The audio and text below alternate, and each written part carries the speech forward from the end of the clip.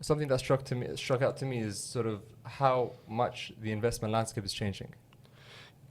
Absolutely right. The investment landscape is changing because the world is changing.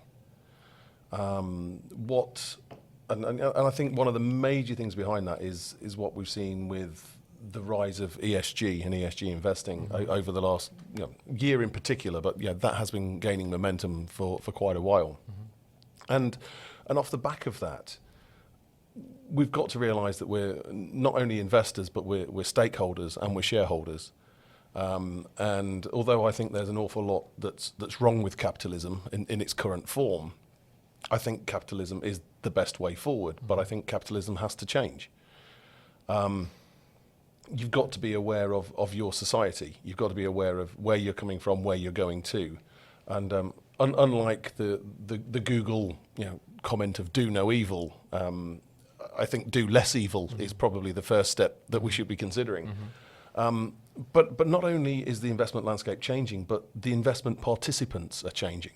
And what they want from investment is changing. And because of that, you've got to adjust the way that you think and the way that you act and the way that you build portfolios, but also the way that you interact with your customers, your clients, your stakeholders, your shareholders. And therefore, the things that drove gain in the past are not the things that will drive gain in the future. So are there any particular things that you feel in the last probably 10 years, or are there any segmentations you can make? Because obviously the investment landscape is always changing. It's always in fluctuation as technology evolves, as different market participants become active in different parts of the world. There's a lot more competition, there's a lot more opportunities out there. But is there anything specific that you see as being a positive and perhaps a negative for you in your own situation? Yeah. And people like you? Yeah, there's a lot of things. I mean, one of the major things certainly in the last decade has been the absolute huge rise in the use of passive investing. And I think looking forward, there will be a huge rise in artificial intelligence, in machine learning, how investing will be done. The interaction of human versus machine will have an impact that nobody has yet worked out how it will happen. Because what you've also got is that economies, investing, markets, market participants are all dynamic and complex and always want a different thing from it as well. To me, I think a lot like, investing is a bit like eBay. The price that someone is willing to pay, and let's say there's something that you're willing to buy, and you've bought it, and you think you've got a bargain because you've bought it, but you're willing to pay more than anyone else is. Yeah. Which kind of makes, obviously you find an equilibrium. Sure. But you think you've got a bargain, but you've actually paid more than anyone else. And in investing, whether you pay £1 or £1.10 for a share, or whether it's 90p for a share, that's only one measure as to whether what you've bought is good, bad, or indifferent. And there are more than one goalpost. If, for example, I say to you, well, I got you 10% return, and one of my peer groups got you 10% return, but I got you 10% return with 5% volatility, and my peer got it with 10% volatility, does that make me a better investor, or does that make me a worse investor?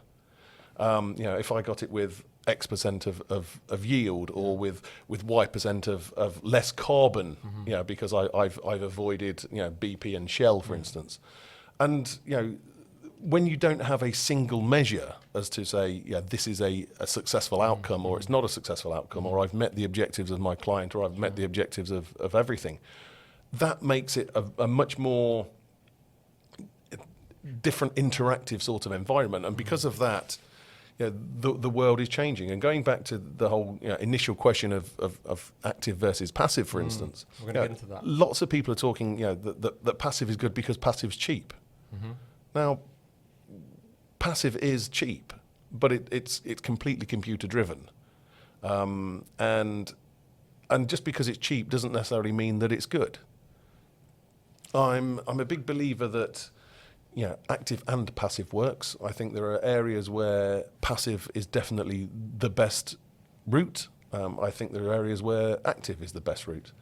But as I said earlier, capitalism's changing, the regulation is changing, and the globalization of the world is forcing people to think and act differently as well. At the moment, one of the things that we're thinking of, 10 years ago, China was an emerging market. Today, China is an emerging market. It might be the second largest economy in the world, but it's still an emerging market. And we're starting to look at emerging market funds and saying to managers, can you build a portfolio that doesn't include China because we want to get exposure to China directly?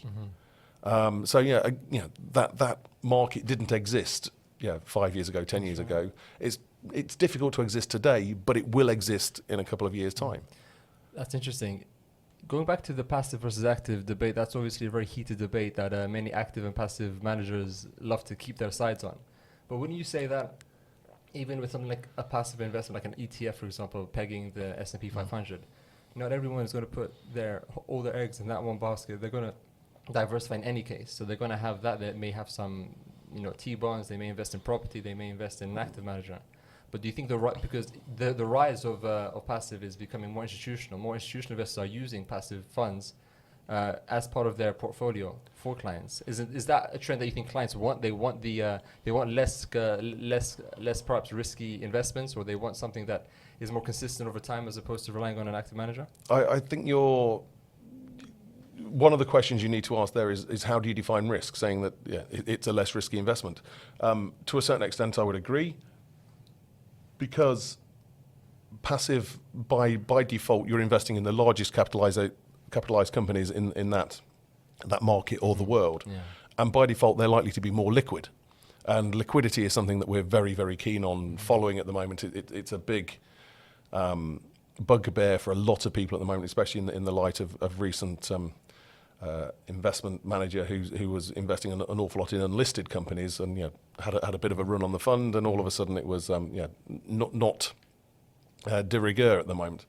So passive fills a space in that it creates liquidity. It allows you to get in and get out on a quick basis.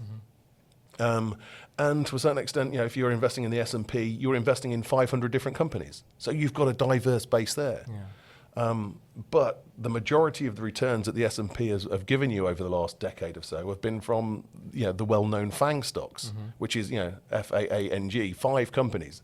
If you look at the S&P 495 versus the S&P 500, you've got a very, very different index. Because indices are market capitalized weighted, that I think is both a risk but also a potential source of return. That's right. And I think looking forward, we'll see changes to the way that indices are created. And there's a great one in Japan, the JPX 400, where the market or the weight of those 400 companies is down to things like corporate governance, and it's down to return on equity and it's return on capital rather than what's your market capitalization. And that will create a much more level playing field going forward. And that to me is a really interesting development. If we said the FTSE 100 represents the UK stock market or represents the UK, it's a complete fallacy. Something like 70 to 80% of the revenue of the companies in the FTSE 100 is not from the UK. So to think you're buying the UK and buying the FTSE 100, you're at complete loggerheads to each other. That's right. If you want UK exposure, because you let's say you're a top-down investor and you're thinking of the macro, you should really go down the market cap scale to the mid-cap and the small cap. But the mid-cap and the small cap generally have more risk because they're smaller, less liquid, less known, companies. Exactly. So less proven in the market. As the big ones, they have a history, they have sort of market positioning, but the smaller ones more risky, but yet the return is better. Well, yeah. I mean, the long-term, Horgevet, studies or Numis studies as they are would suggest that if you'd have been you're £100 invested in 1955, all of those sort of things is much better being in the small cap companies. And obviously, it's much easier for a small cap company to double in size or double in profits than a large cap company. And actually, off the back of that, again, going back to points earlier of what is success and looking at investments going forward, it's much easier for a smaller company to change than it is for a larger company to change. So we have got this big driver at the moment with regards to the wider ESG, you know, the environment, the social, and the governance side of things. You know, it's much easier for a new business today setting up to not have all the legacy issues that big companies have or older companies have. So newer companies can be not only more nimble, but they can be much more appealing to a newer set of clients as well.